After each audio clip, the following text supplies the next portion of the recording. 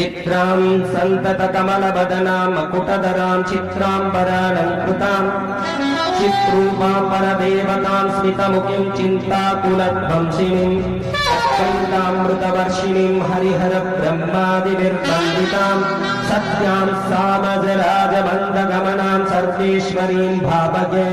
चित्रां सन्ततकमलवदनां मकुटधरां चित्राम्बरालङ्कृतां चित्रूपां परदेवतां स्मितमुखीं चिन्ताकुलध्वंसिनीं अद्वैतामृतवर्षिणीं हरिहरब्रह्मादिभिर्वन्दितां सत्यां सामजराजमन्दगमनां सर्वेश्वरीं भावये